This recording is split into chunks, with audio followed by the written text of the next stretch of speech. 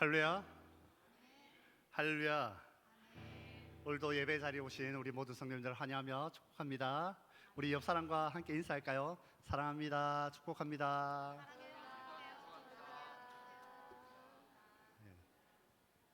무더운 여름에 여러분 지치지 마시고 하나님 주시는 그 기쁨 안에서 날마다 살아가는 우리 모든 성도님들 될 수 있기를 바랍니다. 오늘 이 시간 우리 함께 찬양할 텐데요, 우리 이 시간 우리와 함께 하시는 하나님을 기쁜 마음으로 함께 박수치면서 찬양하도록 하겠습니다.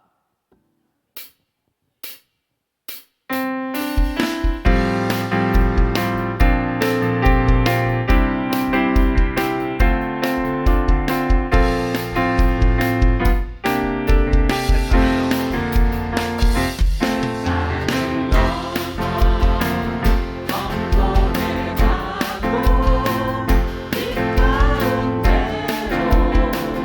걸어가며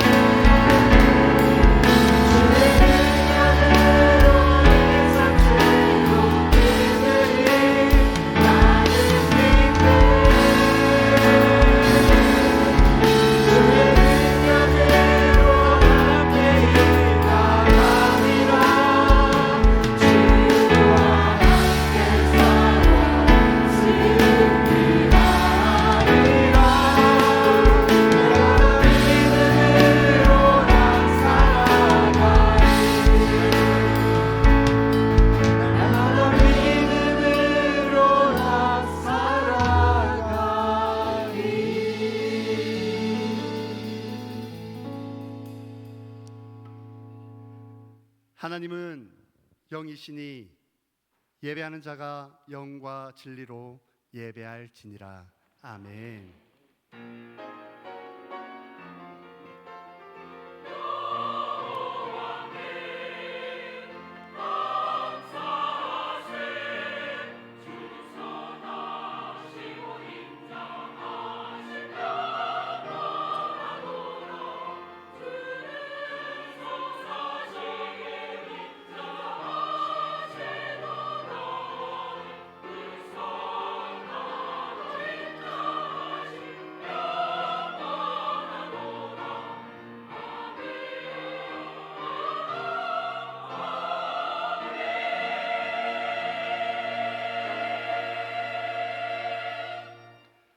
만왕의 왕이 되시는 하나님, 지난 한 주간 크신 권능으로 저희들을 지켜주시고 인도하여 주신 은혜에 감사를 드립니다. 주님의 사랑이 있어 행복하였고 주님의 능력이 있어 평안하였습니다. 오늘 거룩한 주일에도 저희들과 함께 하심으로 그 행복과 평안이 예배로 이어지게 하시니 감사합니다. 감사와 행복과 평안 중에 드리는 우리의 예배를 기쁘게 받아 주옵소서. 오늘도 들려지는 진리의 말씀으로 영의 양식을 채워주시고 생수와 같은 은혜가 임하여 저희들의 가라앉은 심령을 해갈할 수 있도록 인도하여 주옵소서. 예수님의 이름으로 기원하옵나이다. 아멘. 다 함께 사도신경으로 신앙 고백하겠습니다. 나는 전능하신 아버지 하나님 천지의 창조주를 믿습니다. 나는 그의 유일하신 아들 우리 주 예수 그리스도를 믿습니다.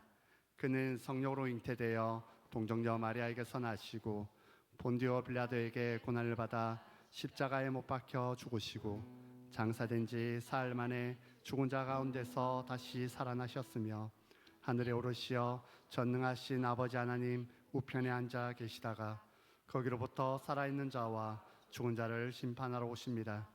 나는 성령을 믿으며 거룩한 공교회와 성도의 교제와 죄를 용서받는 것과 몸의 부활과 영생을 믿습니다. 아멘.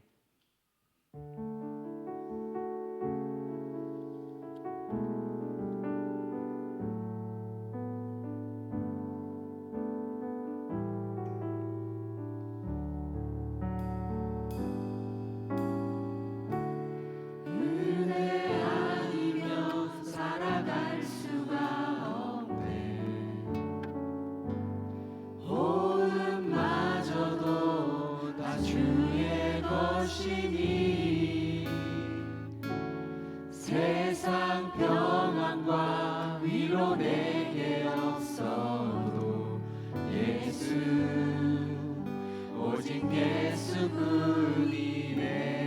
우리 다시 한번 고백합시다. 은혜 아니면 살아갈 수가 없네. 호흡마저도 다 주의 것이니 세상 평안과 위로 내게 없어도 예수 오직 예수뿐이네.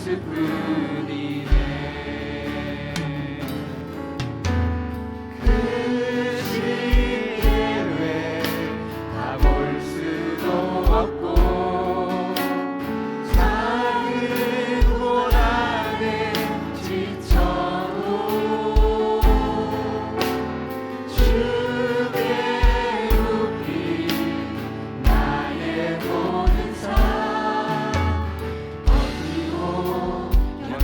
내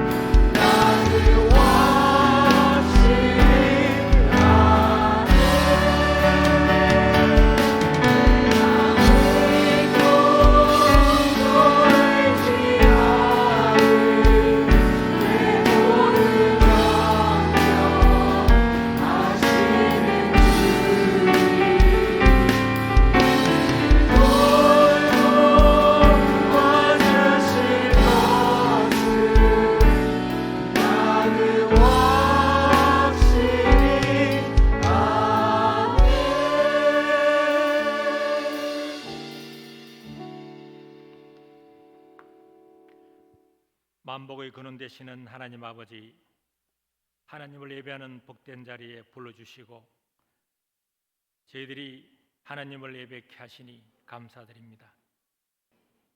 지난 한 주간을 돌이켜봅니다. 주님이 가르쳐 주신 팔복을 누리지 못하였고 세상의 소금과 빛으로 정직하고 착실한 행실로 하나님께 영광을 돌리지 못했음을 고백합니다.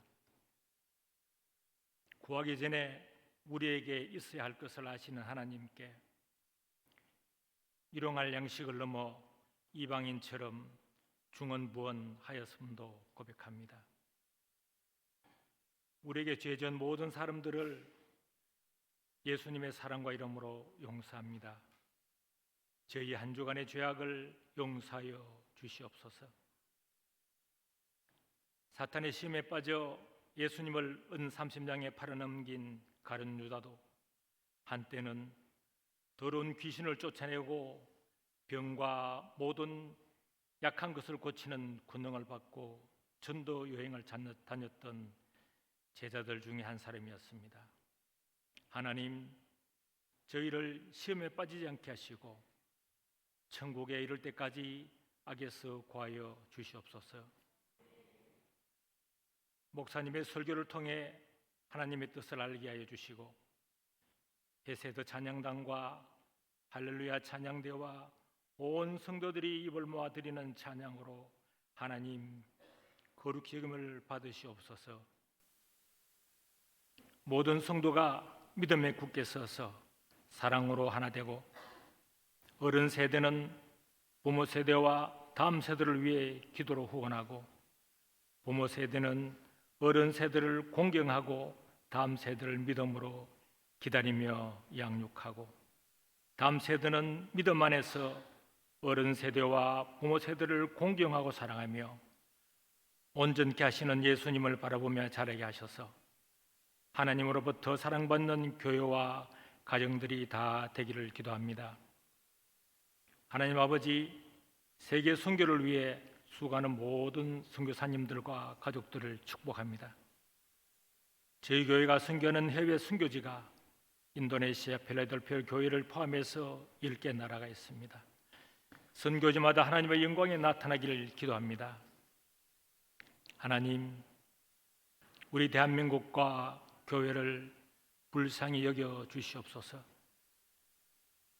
아픔 있는 영혼마다 육체마다 모두를 축복합니다. 그들을 불쌍히 여겨 주시옵소서.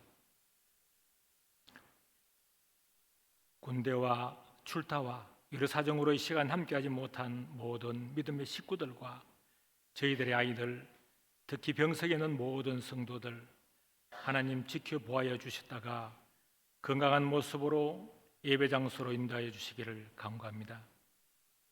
오늘은 어제보다, 내일은 오늘보다 천국을 향한 발걸음이 더 가벼워지길 소원하며 예수님의 이름으로 기도드립니다.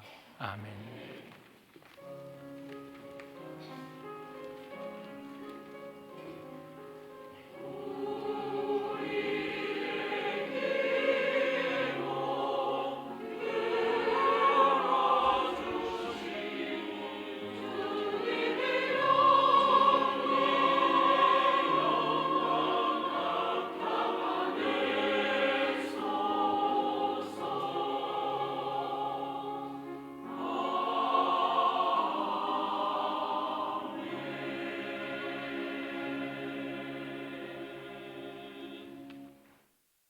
할렐루야.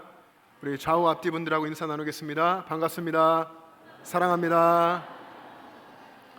네, 주님 안에서 서로 사랑합시다. 이제 8월 중순쯤 되어서 휴가를 다녀오신 분들도 계시고 또 휴가 중인 분, 또 휴가 가실 분도 계실 텐데요. 코로나를 지나며 시대가 조금 바뀌어서 외부에 나가면 영상 예배 괜찮다 생각하시는 분들이 많으신 것 같습니다. 한국 교회 전체가 좀 그런 분위기인데 우리 영천제일교회는 그러지 않았으면 좋겠습니다. 어디를 가더라도 그 지역에 있는 건강한 교회를 찾으셔서 그 현장에서 예배를 꼭 하시기를 바라고요. 앞으로 휴가 가실 분들, 또 다녀오신 분도 내년에 가시겠죠. 가실 때 꼭 한국교 예배 현장을 찾아가시고 또 그 교회를 또 섬겨주시고 그렇게 예배 현장 지키고 믿음을 굳건하게 여러분 지켜나가면 좋겠습니다. 여러분 주보에 우지 쪽에 박스 광고 한번 보십시오. 이제 9월 1일, 9월 첫 번째 주일인데요. 휴가도 보내고 아이들 이제 개강도 하면서 이제 힘차게 하반기 정말 시작하는 때라고 생각합니다. 9월 1일 주일날에 일일 부흥회를 준비했습니다. 경건 예배 시간과 은혜 예배 시간에 하는데요. 양정숙 작가님 유명하신 분인데 충북 청주교회 권사님이시고 로봇다리 세진이라고 아마 여러분 유튜브나 여러 매체를 통해서 보신 분 계실 겁니다. 저기 화면에 있는 것처럼 다리에 이렇게 의족을 하고 손도 한쪽은 불편하고 그런데 장애인 수영 국가대표였고요. 지금은 IOC 우연을 꿈꾸면서 여러 가지 준비를 하고 있는 이 세진이를 입양해가지고 저렇게 불편한 아기 때 입양을 해가지고 지금까지 기도로 키워 오신 분이십니다. 이분이 오셔서 간증해 주시고 우리 함께 예배할 텐데요.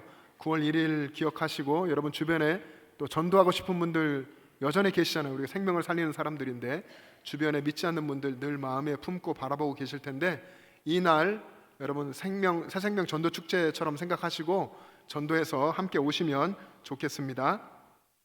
오늘 점심식사 후에는 기관별 예배와 친교 시간이 있습니다. 우리 교역자들이 영화부실에서 어린 아이들을 돌보아 드리려고 합니다. 아이들 맡기고 기관별 예배 함께 하시기를 바랍니다. 다음 주일 찬양 예배는 3, 4 여전도의 헌신 예배로 드립니다. 주일에 있는 찬양 예배 그리고 수요 예배 새벽 기도에 여러분 열심히 참여하셔서 신앙이 흔들리지 않고 여러분의 신앙이 더 성장하시면 좋겠습니다. 청년부 여름 수련회가 오늘 수요일부터 토요일까지 있습니다. 우리 교회의 중요한 청년들, 이 청년들이 꿈을 꿔야 될 때에 주님 안에서 꿈꾸고 또 열심히 인생을 용기 내어 살아갈 수 있도록 응원해 주시고 또 기도해 주시기를 바랍니다. 중고등부 수련회 후속 프로그램이 오는 토요일에 있습니다. 기도해 주시기를 바랍니다. 전교회 성경 천독 및 필사운동 여러분 열심히 하고 계시죠? 늘 말씀 읽기에 힘쓰고 또 말씀을 마음에 새기고 또 말씀을 암송하며 살아가실 텐데 이런 삶을 끝까지 하나님 부르실 때까지 계속 하시기를 바랍니다.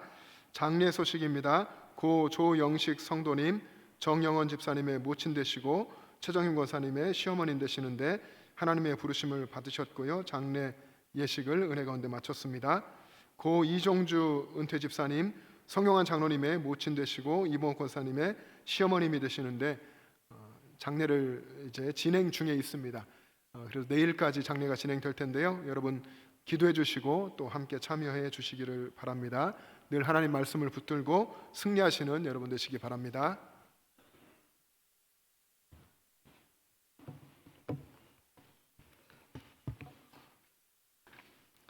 오늘 우리에게 주시는 하나님의 말씀은 사도행전 10장 13절에서 16절까지의 말씀입니다.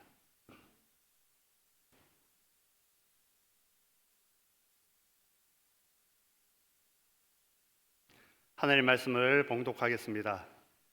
또 소리가 이르되 베드로야 일어나 잡아먹으라 하거늘 베드로가 이르되 주여 그럴 수 없나이다.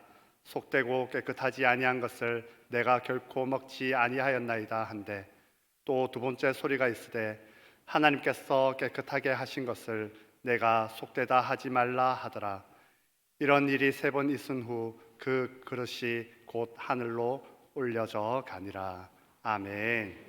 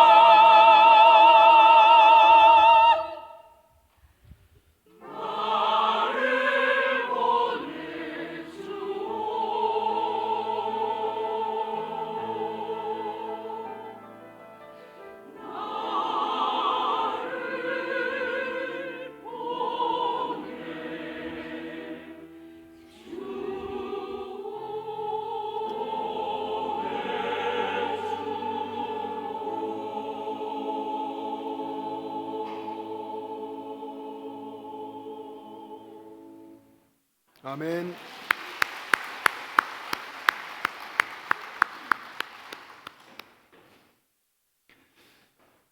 여러분들의 기도와 또 사랑 덕분에 제가 잘 아는 분 수술을 잘 마치고 회복하는 가운데 있습니다. 너무 감사의 말을 대신 전해드리고요. 여러분 배우자가 곁에 살아 계시면 아주 잘해주시기 바랍니다. 아주 잘해주시죠. 서로 수술하고 이렇게 같이 자녀들, 저희 자녀가 고3, 고1, 중2 이렇게 2살 터울로 셋인데 사춘기를 얼마나 쭈르륵 이어서 했겠습니까?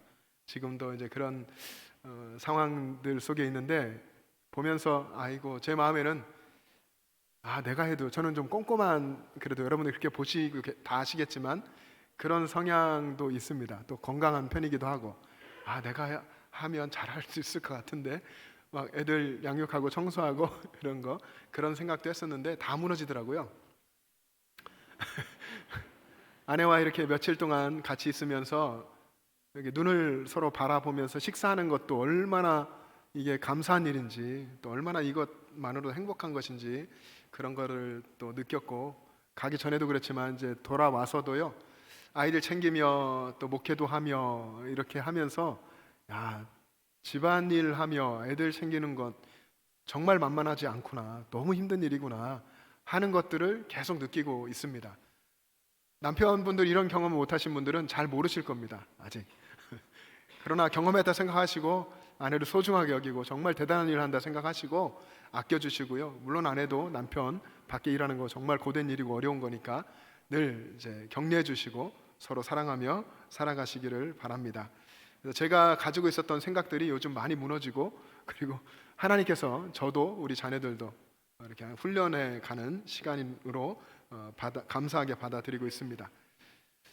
우리가 사도행전 말씀을 계속 보고 있는데, 사도행전은 성령께서 교회를 만들어 가시고 또 한 사람 한 사람을 이끌어 가시는 그런 이야기입니다.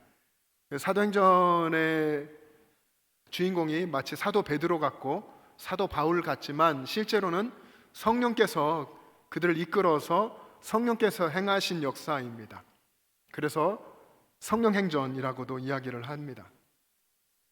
지난주 말씀에 보면 베드로가 예루살렘을 떠나서 여러 지역을 다니면서 순회 신방을 했습니다. 이 순회 신방을 한 것이 예수님께서 말씀하신 대로 너희가 성령을 받으면 예루살렘 그리고 온 유대로 나갈 거라 하신 것처럼 그렇게 되는 모습 같습니다. 루따라고 하는 곳에서는 8년 동안이나 중풍병으로 누워있던 애니아라고 하는 사람을 고쳤고, 또 요빠에서는 죽은 다비다를 살렸습니다.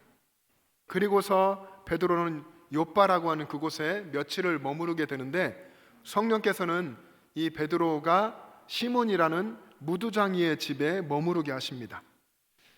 무두장이 시몬의 집에 베드로가 머물면서 성령께서 베드로에게 역사하셨고, 그리고 성령께서는 베드로를 이끌어서 이방 세계의 복음을 전파하도록 하십니다. 여러분, 근데 왜 하필 요빠에 수많은 집들이 있었을 텐데 성령께서는 베드로를 무두장이의 집에 머무르게 했을까요?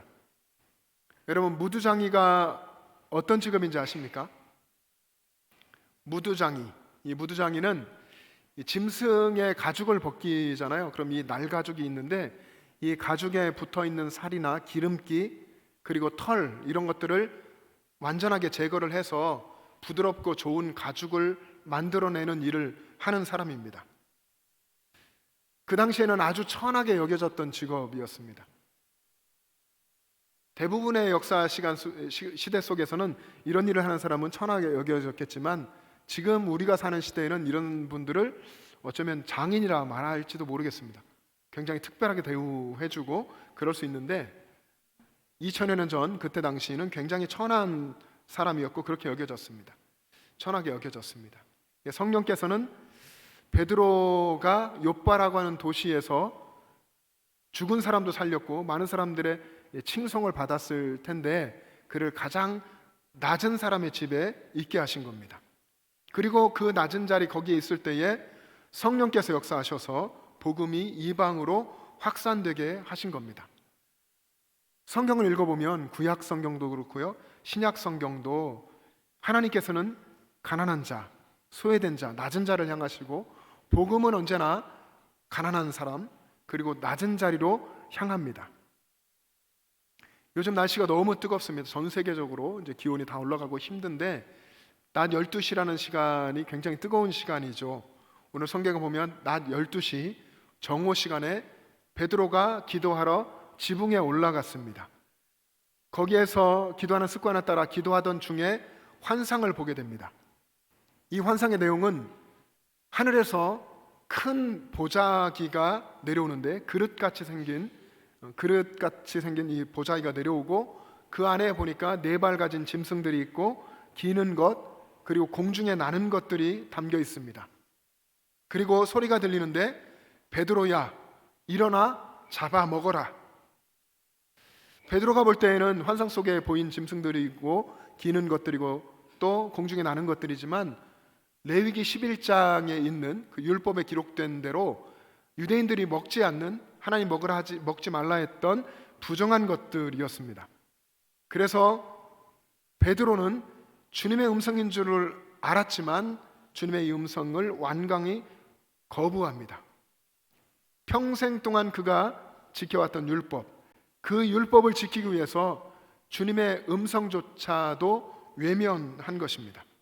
주님, 그럴 수 없나이다. 속되고 깨끗하지 아니한 것을 내가 결코 먹지 아니하였나이다. 저는 먹어본 적이 없습니다. 안 먹겠습니다.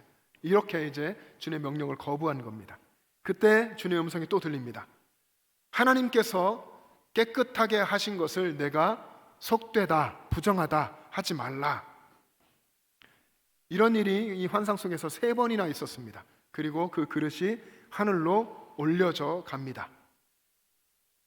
이 환상으로 베드로의 편견은 깨졌고 복음의 새 시대가 열렸습니다.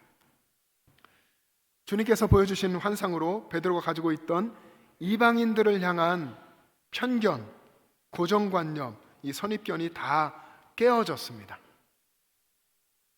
복음이 이방 세계로 확산되어 가기 위해서는 이방인을 바라보는 편견과 선입견이 먼저 깨어져야 했던 것입니다. 여러분, 편견이라고 하는 것이 깨어지면 새로운 시대가 열리고 새 문이 열립니다. 우리는 복음을 받아들이고 예수님의 십자가의 복음을 받아들이고 그리스도인이 되었을 때에 이미 이런 경험을 했습니다.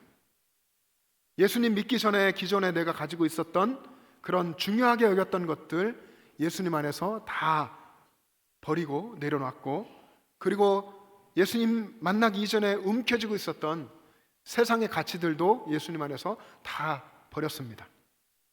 그래서 나는 예수님을 믿고 변화됐다고, 나는 옛삶을 이제 다 버렸다고, 그래서 믿지 않는 사람들과는 다르다고 하는 그런 특별한 의식을 가지고 살아왔습니다. 그런데 여러분, 이제는 오히려 그런 생각이 자만심이 되어버렸고, 그리고 깨트려야 하고 버려야 할 그런 편견들이 되어버렸습니다. 버려야 할 그 편견을 오히려 더 움켜쥐고 사는 꼴이 되어버린 것 같습니다. 어느새 신앙생활을 하다 보니 어느새 내가 말씀 안에 있지 않아 편견이 생기고 고정관념이 생기고 그것을 꽉 붙들고 사는 모습이 된 것입니다. 사도행전 10장은 베드로가 로마 군대 이방인이죠. 로마 군대의 백부장인 고넬료에게 복음을 전한 이야기입니다. 성령께서는 이방인임에도 불구하고 어떤 격려를 통해서 하나님을 경외하고 경건하게 살고 어려운 사람들을 구제하고 항상 기도하는 이 고넬료라고 하는 사람에게 환상으로 지시하셔서 욥바에 있는 무두장이의 집에 있는 시몬을 청해서 복음을 들어라 이렇게 명령하십니다. 그리고 또 성령께서는 욥바에서 기도 중이던 베드로에게 환상으로 나타나셔서 베드로의 편견을 깨뜨려 주시고 이방인 고넬료의 집에 가서 복음을 전하게 하십니다. 여러분, 이 사건은 앞으로 장차 이제 십장을 넘어서서 이루어질 이방 선교의 시대를 열어가기 위한 하나님의 준비였습니다. 여러분, 이방인의 사도는 누굽니까? 이방인의 사도는 바울이죠. 바울이 그렇게 이방을 위한 하나님의 그릇으로 부름받았고 이방인의 사도로 사역을 했습니다. 하지만 이 바울의 사역은 교회가 시작된 이 예루살렘 교회의 지도자인 베드로를 포함한 여러 사도들의 동의 그리고 협력이 필요한 일을 하는 것이었습니다. 그 동의와 협력을 통해서 이방인 선교가 이루어졌던 것이죠. 그래야 될 이런 정황 속에서 주님의 크신 경륜이 베드로를 붙들어서 움직이고 있었던 것입니다. 오늘 본문에서 우리는 주님의 그 경륜이 어떻게 베드로를 사로잡고 있는 이 고정관념, 이 종교적인 편견을 깨뜨리는지를 보게 됩니다. 그리고 또 동시에 지금 여기 살고 있는 우리가 사는 이 시대를 이끌어 가실 주님의 경륜 안에서 우리가 깨뜨려야 할 고정관념, 우리가 깨뜨려야 할 종교적인 편견은 없는지 살펴볼 수 있기를 바랍니다. 우리는 다 사회적인 삶을 살죠. 사회생활을 합니다. 그 안에 인간관계도 있고 여러 가지가 있습니다. 사회생활을 하고 사람들과 관계를 하면서 우리가 만약에 어떤 것에 대한 선입견을 가지고 있다면 그 선입견 때문에 원만한 관계를 이룬다고 하는 것이 상당히 힘들게 됩니다. 다른 사람들과 서로의 의견을 교류할 때에도 건강한 의견 교환이 되게 어렵게 만드는 것이 이런 선입견입니다. 이 선입견 때문에 올바른 판단을 하지 못하게 되는 경우도 많고 또 일을 그르치게 되는 경우도 많이 있습니다. 성경을 읽을 때도 마찬가지입니다. 이 생명의 말씀인 성경을 읽을 때에도 우리가 어떤 고정관념에 사로잡혀 있고 그 고정관념을 붙들고 있다면 성경의 이 말씀의 의미를 올바르게 이해하는데 여러 가지 어려움을 겪습니다. 하나님의 말씀을 온전하게 받아들이고 그 말씀을 온전하게 이해하는 데 있어서 우리 인간이 가지고 있는 고정관념은 장애물이 된다는 것입니다. 오늘 본문에서 2000여 년의 시간이 흐른 지금은 복음이 이방 세계 그리고 온 세상 열방 만민들에게 전파돼야 한다는 데 대해서 이의를 제기할 사람이 한 사람도 없을 겁니다. 우리 이 예배 공간에 그런 분들이 하나도 없습니다. 그런데 2000년 전 베드로 당시만 해도 유대인들의 눈에 이방인들은 복음을 들을 가치조차 없는, 복음을 전할 이유가 없는 그런 어쩌면 개만도 못하게 취급받던 사람들이었고, 베드로의 환상 속에 있는 네 발 가진 짐승들, 또 기는 것들, 공중에 나는 것들, 부정하게 여겨졌던 그런 모습처럼 그렇게 여겨졌던 사람들이 이방인들이었습니다. 유대인들이 가지고 있었던 편견의 정말 악영향이죠. 큰, 정말 악하게 미친 이런 영향의 결과가 그랬습니다. 그렇기 때문에 주님께서는 베드로를 통해서 특별한 사전 조치를 한 것입니다. 만약 베드로의 편견을 깨뜨리시는 주님의 이런 먼저 하시는 역사가 없었다면 환상 속에 보였던 그런 부정하게 여기던 짐승 같은 그렇게 여겨지는 이방인들이 베드로를 찾아왔을 때에 복음을 전해달라고 함께 가자고 했을 때에 아마 베드로는 완강하게 거부했을 것입니다. 그리고 그런 베드로의 잘못된 소신은 모든 이방인들에게 복음을 전하게 하고 또 구원을 얻게 하시려는 하나님의 계획에, 하나님의 경륜에 큰 장애물이 되었을 것입니다. 여러분, 우리들 모두에게는, 저나 여러분들 한 사람도 예외 없이 모든 사람들에게는 편견이 있습니다. 여러분들 다 선입견을 가지고 있고 여러분들은 고정관념에 사로잡혀 있습니다. 이것이 인간의 연약함의 한 단면입니다. 편견이라고 하는 것은 중심을 잡지 못하고 한쪽으로 치우치는 생각이죠. 선입견이라고 하는 것은 이미 마음속에 굳어진 생각입니다. 고정관념도 마찬가지죠. 마음속에 굳게 뿌리 박혀 있어서 변하지 않는 생각입니다. 이 편견과 선입견과 고정관념은 우리 스스로를 생각의 감옥에 가둡니다. 철학자 베이컨에 따르면 우리 인간들은 선입견과 편견이라는 자신만의 동굴의 우상에 갇혀서 살아가고 있습니다. 동굴의 우상에 갇혀서 산다고 하는 것은 사람이 각자 자신의 성격, 그리고 자신의 취미, 또 자신이 받은 교육, 그리고 자신이 처해 있는 환경, 이런 것들로 인해서 공정한 판단을 하기가 어렵다, 그렇게 된다 하는 것입니다. 우리 속담에 우물안 개구리라는 말이 있죠. 이런 속담과 비슷한 의미입니다. 바깥 세상의 형편을 잘 알지 못하는데 마치 자신이 세상의 모든 것을 다 알고 있는 것처럼 행동하는 인간의 연약함을 비꼬아서 말하는 것이 이 동굴의 우상이고, 또 편견, 선입견에 갇혀서 우물안 개구리처럼 산다는 것입니다. 우리가 인생을 살아가면서 참 많은 실수들을 합니다.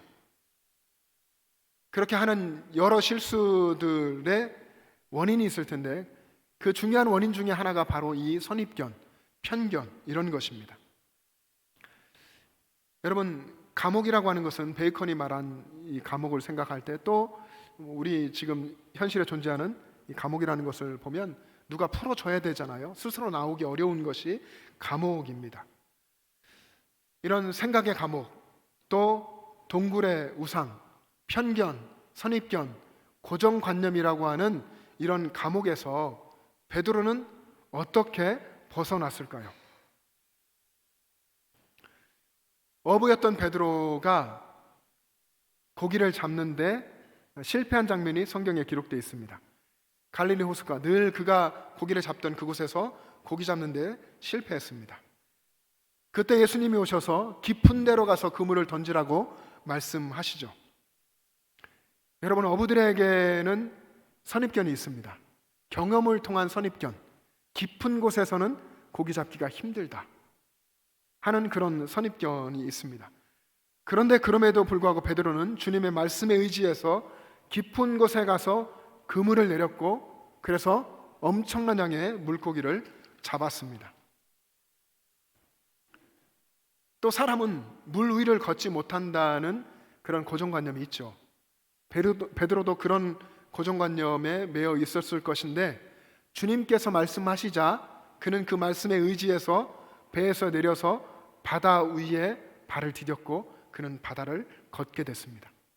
이런 놀라운 경험을 한 베드로지만, 그러나 오늘 본문에 보면 여전히 베드로는 어떤 강한 고정관념에 붙들려 있습니다.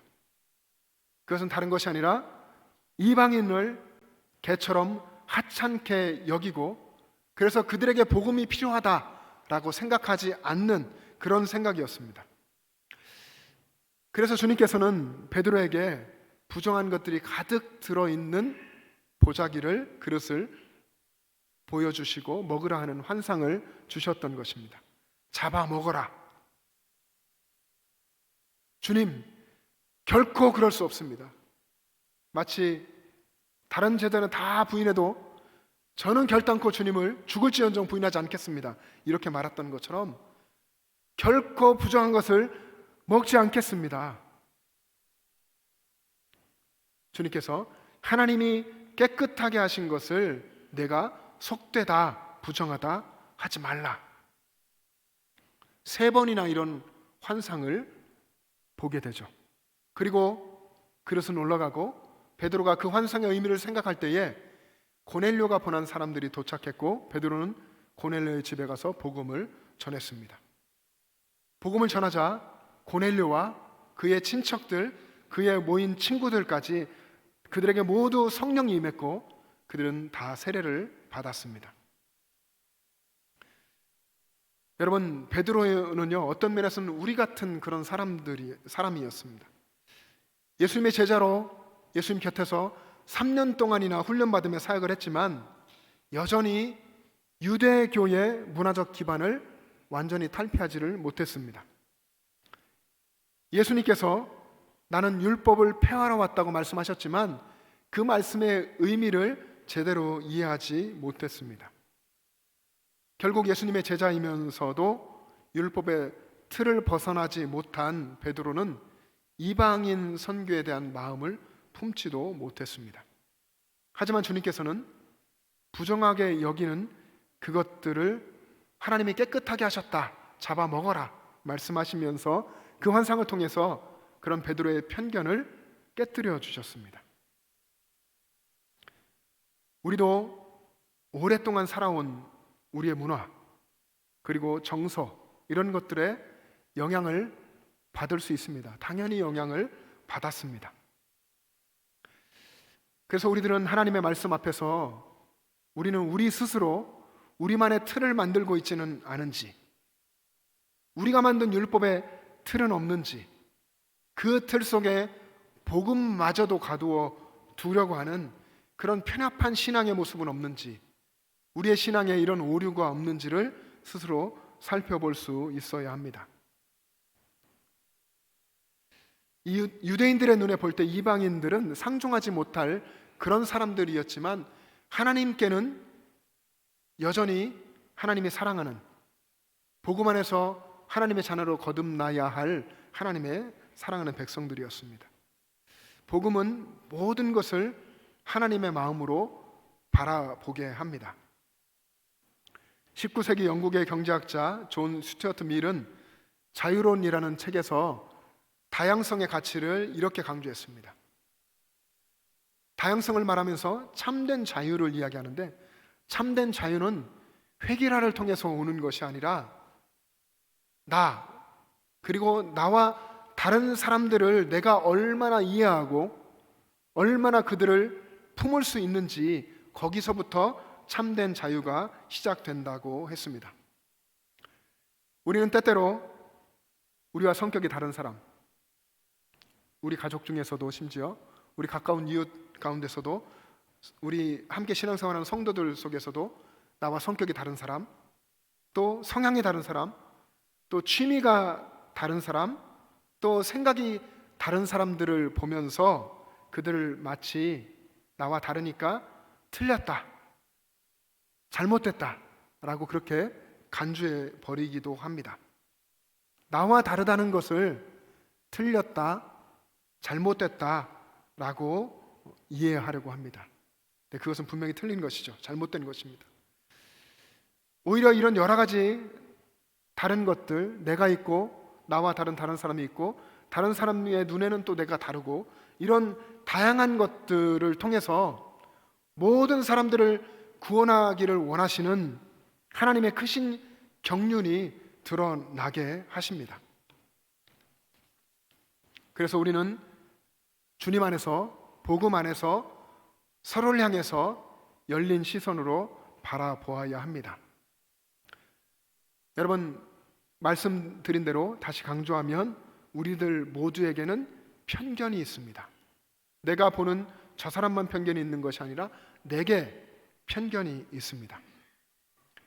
베드로가 한 것처럼 주님께서 말씀하셔도 주님, 그럴 수 없습니다, 이렇게 말하는 편협함, 주님께서 들려주시는 말씀에, 주님이 주시는 명령에 주여 결코 그럴 수 없습니다, 그래 본 적이 없습니다, 이렇게 말하는 완고함, 주님의 말씀보다 자기 자신의 생각, 자신의 고정관념을 더 앞세우는 오만함이 우리 안에 있습니다.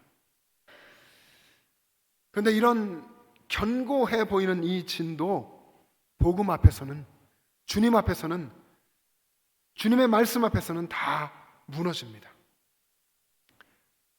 여러분, 우리들은 이미 예수님의 십자가 복음 안에서 새로운 사람이 되어서, 새로운 존재가 되어서 새 언약 안에 살고 있는 복음의 사람들입니다.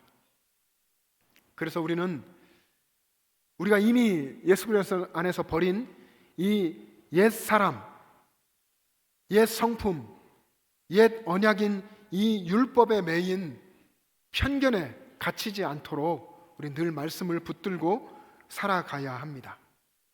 우리 안에 있었던 옛 본성, 이웃을 향한 편견, 내가 중심이 돼서 남을 바라보는 편견과 선입견, 이 고정관념을 주님의 말씀으로 깨뜨려야 합니다.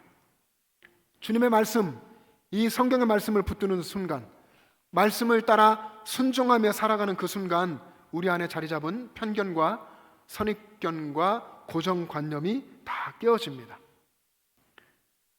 우리 안에 있는, 여러분들 안에 있는 이런 진이 아무리 견고할지라도 여러분이 말씀 앞에 서면, 하나님의 능력의 말씀 앞에 서고 그 말씀을 붙들면 한순간에 다 무너집니다.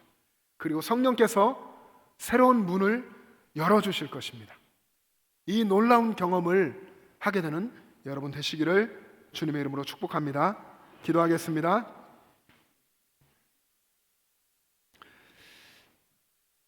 우리가 하나님 앞에서 기도하기 이전에 오늘 말씀을 다시 한번 생각해 보았으면 좋겠습니다. 베드로가 가지고 있었던 그 견고한 고정관념이 깨어졌습니다. 주님께서 깨트려 주셨습니다. 그런데 그렇게 베드로의 고정관념이 깨어질 수 있었던 것은 그가 기도하는 사람이었고 또 말씀을 따라 순종하는 사람이었기 때문입니다. 정말 기도하는 사람은 하나님의 말씀과 성령의 음성에 즉시 순종합니다. 그래서 기도하는 사람은 말씀을 따라서 자신을 언제나 변화시켜가는 사람이 됩니다. 여러분, 우리는 우리가 그런 사람이라고 생각해 왔는데 우리가 삶에서 경험했던 경험들, 또 우리가 가지고 있는 우리의 생각, 이것에 사로잡혀서 하나님 말씀을 외면하고 또 이 지역의 문화와 우리 한국 전통과 습관을 따라서 나의 사회적 지위, 그리고 나의 나이, 체면, 전통, 형식들을 말씀보다 앞세우지는 않았는지 돌아보기를 원합니다. 주님께서 말씀하시면 지체하지 않고 순종하고 행동하는 사람이 될 수 있기를 바랍니다. 그럴 때에 우리 안에 있는 이 편견과 고정관념들이 다 사라지고 우리는 온전하게 말씀을 이해하고 말씀을 붙들고 사는 사람이 될 것입니다. 이 시간 우리 함께 기도할 때에 하나님께서 바라보시는 그 마음의 눈으로 우리들의 주변을 바라볼 수 있게 해달라고, 하나님께서 깨끗하게 하신 것을 우리의 눈으로 판단하며 정죄하지 않게 해달라고, 그리고 우리가 그동안 다른 이들을 판단했었던 그런 악한 죄들을 내려놓고 회개하며 기도하기를 원합니다. 성령의 역사를 제한했던 교만함, 또 편협함, 이런 것들을 다 내려놓고 성령께서 내 안에 역사해 주셔서 내 마음을 넓혀 주시고 새롭게 해 주시고 주님의 마음으로 살게 하시고 성령의 뜻을 따라 인도하심 받아 살아가게 해달라고 우리 주님 한번 부르시고 합심하여 기도하겠습니다. 주여! 아버지 하나님 은혜를 감사합니다. 하나님 아버지, 성령께서 베드로 가운데 역사하여 주셔서 베드로가 가지고 있었던 유대교적 선입견들을 다 깨뜨려 주시고 아버지가 복음을 두고 이방을 향하여 나아가게 하신 것을 감사합니다. 하나님 아버지, 우리 가운데도 복음으로 오셔서 우리를 거듭나게 하시고 하나님의 자녀로 살게 하셨사온데 아버지 하나님, 우리도 세상을 바라보며 우리의 이웃을 바라보면서 내가 아닌 다른 사람들을 바라볼 때에 인간적인 선입견을 가지고 바라보지 않게 하시고 말씀으로 바라보게 하여 주시고 우리 주님의 시선으로 바라볼 수 있도록 은혜를 베풀어 주시기를 원합니다. 하나님 아버지, 얼마나 우리는 오랫도록 신앙생활을 한다고 하면서도 편협한 생각에 완고함에 오만함에 사로잡혀 있었는지 아버지 하나님, 이 모든 것을 다 말씀 안에 깨뜨려 주시옵시고 우리 주님의 마음을 품고 세상을 바라보며 주의 성령의 역사하심 인도하심 아래서 정말 참된 자유를 누리며 살아갈 수 있도록 은혜 베풀어 주시길 원합니다. 주님의 마음을 잘 알게 하시고 주님의 말씀을 온전하게 이해하게 하여 주시고 그 마음을 품고 그 말씀을 가지고 살아갈 수 있도록 아버지 하나님 우리를 이끌어 주시옵소서. 우리를 붙잡아 주시옵소서. 사랑의 하나님 아버지, 겸손하게 주님의 말씀을 붙들고 주님께서 일하시는 복음의 역사 이루어 가시는 그 일에 쓰임받는 믿음의 종들 되게 하여 주시옵소서. 아버지, 우리 안에 있는 아버지의 말씀을 제한하는 모든 편견들 하나님 다 깨뜨려 주시옵소서. 오직 말씀만이 기준되어서 만왕의 왕이시오 만주의 주이신 온 우주의 주관자 되신 하나님을 붙들고 살게 하여 주시옵소서. 아버지, 우리 자신의 생각에 사로잡히지 않도록 주님 붙잡아 주시옵소서.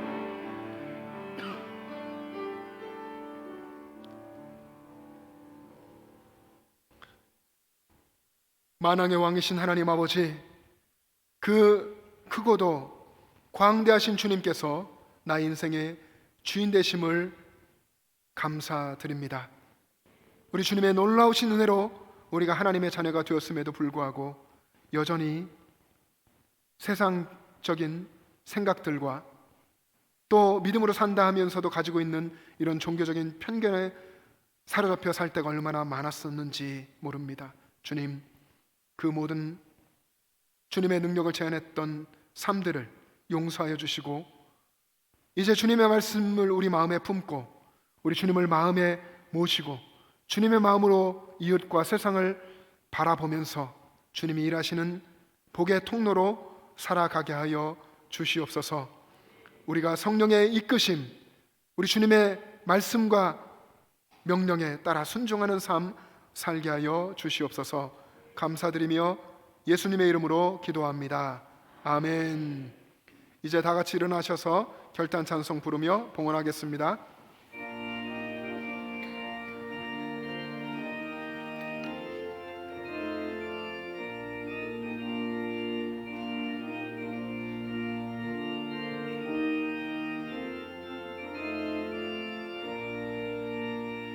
갈 길을 밝히 보이시니 주 앞에 빨리 나갑시다. 우리를 찾는 구주 예수 곧 오라시네. 죄악과 쓴 우리 영혼은 기뻐 뛰며 주를 보겠네. 하늘에 계신 주 예수를 영원히 섬기리. 우리를 오라 하시는 말 기쁘게 듣고 순종하세. 구주를 믿기 지체 말고 속속히 나가세. 죄악 벗은 우리 영혼을 기뻐 뛰며 주를 보겠네. 하늘에 계신 주 예수를 영원히 섬기리. 주 오늘 여기 계시오니 다 와서 주의 말씀 드세. 듣기도 하며 생각하니 참 진리시로다. 죄악 벗은 우리 영혼은 기뻐 뛰며 주를 보겠네. 하늘에 계신 주 예수를 영원히 섬기리.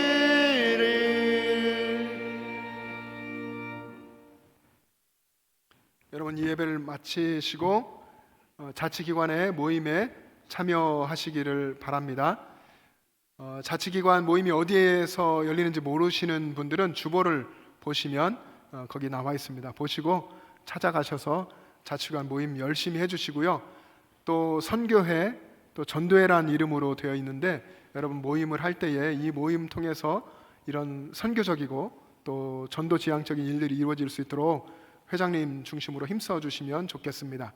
한 여전도회가 이전에 바자회를 통한 수익을 전액 그 선교단체에 기부도 하였고, 또 어느 선교회는 얼마 전에 또 기도원에 가서 기도도 열심히 하고, 이런 여러 가지 일들을 복음원에서 힘쓰고 있는데, 여러분 자치기관들이 그렇게 하나님 안에서 하나님 기뻐하시는 일들을 할 수 있도록 힘써 주시고요. 그리고 교제도 열심히 해주시고, 교제하면서 특별히 추수감사주일에 있는 기관별 찬양 율동 경연대회 준비도 같이 즐겁게 해주시면 좋겠습니다. 그날의 행사도 은혜롭겠지만 준비하는 과정에 여러분들이 모이면서 주 안에 교제하고 친밀해지고 신앙의 격려를 받는 이런 것이 더 중요한 것입니다. 열심히 모여주시기 바랍니다. 기도하겠습니다. 하나님 아버지, 은혜를 감사합니다. 언제나 우리의 인생에 함께 계시며 선한 목자가 양을 돌보듯이 그렇게 저희들을 돌보시며 늘 필요한 것을 공급하여 주시고 선한 길로 이끌어 주심에 감사합니다. 오늘도 이 예배 자리에 불러주실 때에 우리의 믿음의 고백을 담아서 주일헌금으로 11조로 감사한 금으로 선견금과 구제헌금과 건축헌금과 여러 가지 예물로 우리 주님 앞에 올려드렸습니다. 이 예물들이 쓰이는 곳곳에서 믿지 않던 사람들이 예수님을 믿게 되는, 믿음을 잃어버렸던 사람들이 믿음을 다시 찾게 되는 놀라운 복음의 역사가 일어나게 하여 주시옵소서. 하나님 아버지, 말씀 앞에서 우리가 모든 것을 내려놓는 결단을 하게 하신 것 감사합니다.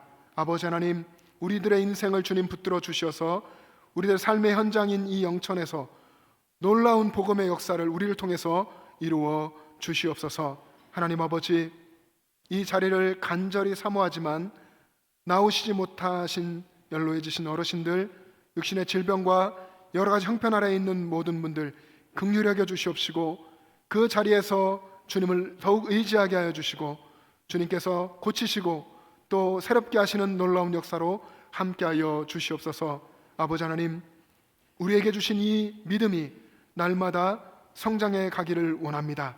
믿음이 성장할 뿐 아니라 이 믿음이 우리의 자녀와 손주들에게로, 다음 세대에게로, 또 우리 주변의 이웃에게로 아름답게 전하여지기를 원합니다.